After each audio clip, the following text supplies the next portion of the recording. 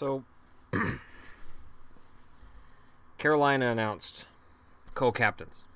Jordan Staal, Justin Falk. Nashville, about a month ago, announces Roman Josi as captain. And I always get asked, what do you think about these captains? Well, see, captain's the face of the team.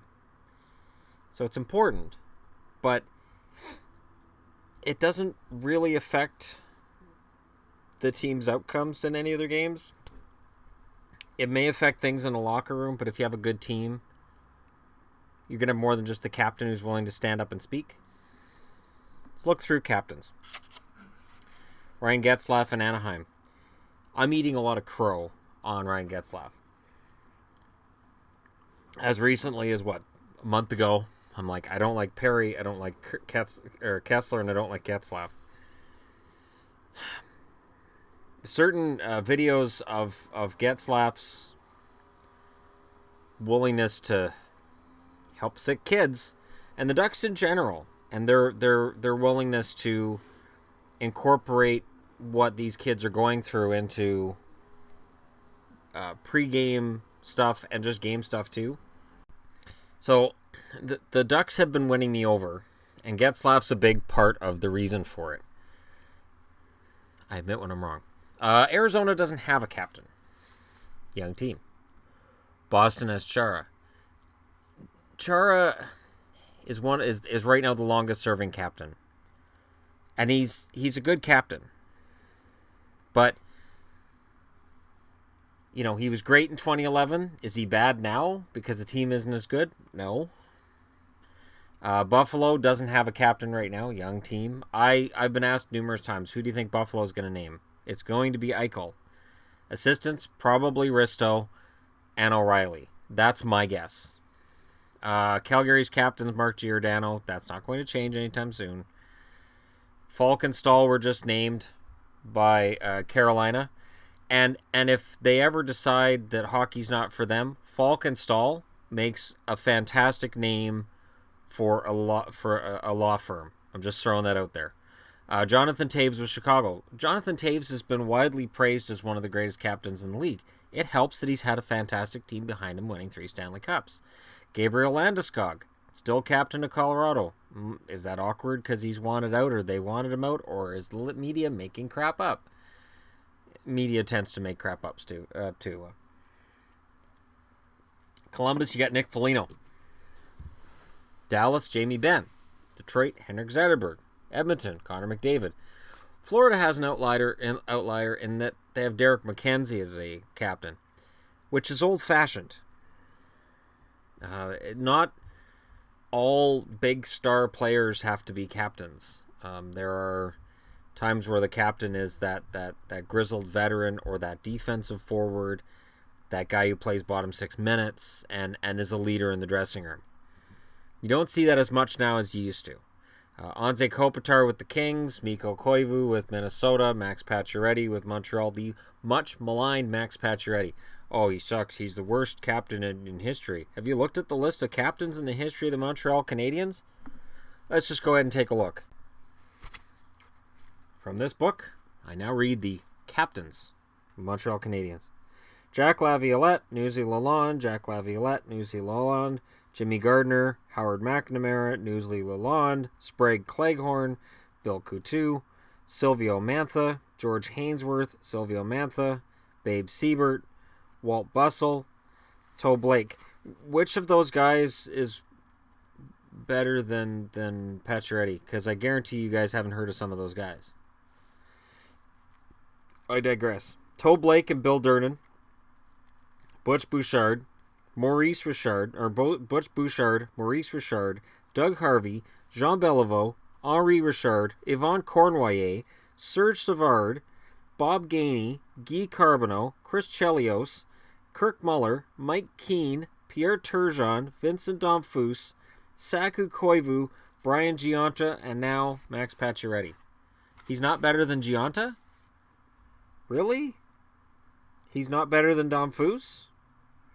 Or Turgeon? Drives me nuts. It's a hell of a list, though, isn't it? I didn't see Guy Lafleur on there. I'm pretty sure Guy Lafleur wasn't on there, was he? Nope, it was Bob Gainey. Serge Savard and Bob Gainey. Like I said, being the best player doesn't necessarily mean you should be the captain. So when these people saying this guy should be captain because he's the number one scorer, I get a headache right behind here because being captain doesn't necessarily mean you're the best player. I don't know where that started. Roman Josi with Nashville. He's fine captain. I'm sure it'll be fine because they've got a really good team. Andy Green with New Jersey. John Tavares with the Islanders. Could be awkward if he starts not wanting to be there. Ryan McDonough in New York. Erik Karlsson in Ottawa. Claude Giroux in Philly. Sidney Crosby in Pittsburgh. Alex Pietrangelo in St. Louis. Joe Pavelski in San Jose. Steven Stamkos in Tampa. Toronto, no captain. They don't need one. Toronto right now, it's captain by committee. And there are a number of guys, and honestly, I know everybody's going to say, well, Matthews should have it. Again, the old school guy in me says just give it to somebody who's, playing that top role as a veteran or playing a solid role player as a veteran. Leo Komarov's the first one that comes to mind for me, but again, it's just me. Henrik Sedin in Vancouver. Vegas, to be determined. I'm going to say probably England gets the first captaincy in Vegas. They may wait till partway through the season before they name one. Alex Ovechkin in Washington and Blake Wheeler in Winnipeg. So there's your captains. And honestly, for me, if you show me a great captain, I'll show you a great team he's the captain of. Oh, Crosby's a fantastic captain. I agree. But if he was the captain in in Colorado, yeah, the team would be better with Crosby. But you add Crosby to that mix from last year, and they probably still missed the playoffs. So, it's funny because, again, when somebody talks about this guy's a great captain, I can guarantee you his team's in the playoffs when people say that most of the time. There are some fans who recognize the difference between being able to be a captain and just happening to be a captain of a really good team. Because a lot of the captain stuff, whether it's talking in the dressing room, whether it's organizing things, we don't hear it or we don't see it. Unless they're mic'd up, we don't see it. And there are times where I see a guy mic'd up and I say, wow, that guy is fantastic at what he does. And I gain a newfound respect for him. I think more hockey players should be mic'd up more often. And I think they should just not worry so much about the swearing. Just mic guys up during the game. You can edit out the swearing after. And show us what's going on during the game. Because again, and people don't want to hear this, but if you want to sell the game in the States, football. Big part of what makes football awesome is when guys are mic'd up. And you hear guys beaking off at each other on the field. Some of those conversations are hilarious. And if we heard some of that on a hockey rink between NHL players, you've got it. And then, if guys are mic'd up more regularly, we can revisit what makes a great captain. We can revisit who the great captains are. So here's the question I have for you guys. Underrated captains. Of the list I gave you guys, which captain is underrated for what he does? And in your mind, what constitutes a great captain? Because again, a lot of the time when I see people say, this guy's a great captain, he just happens to be captaining a great team.